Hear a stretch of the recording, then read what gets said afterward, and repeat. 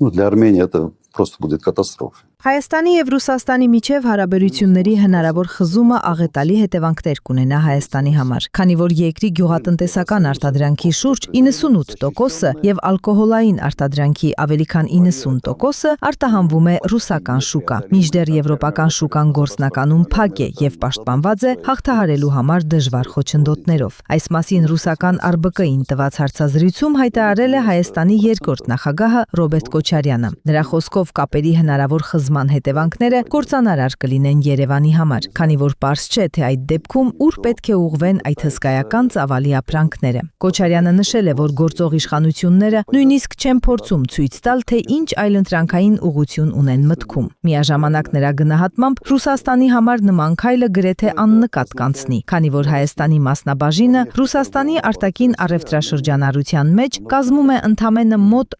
0.7%։ Նա ընդգծել է, որ ռուսական շուկան արագ կփոխարինի Հայաստանից ներմուծվող ապրանքները այլ երկրների արտադրանքով, իսկ բանջարեղենի, ծաղիկների եւ այլ ապրանքների դեպքում փոխարինումը տեղի կունենա շատ արագ։ Ռոբերտ Քոչարյանը տնտեսական կապերի վրա խաղալու փորձերը անվանել է անհեռատեսություն, նշելով. «Խաղալ այն բանի հետ, ինչը կերակրում է քո տնտեսությունը եւ հնարավորություն է տալիս զարգանալ»։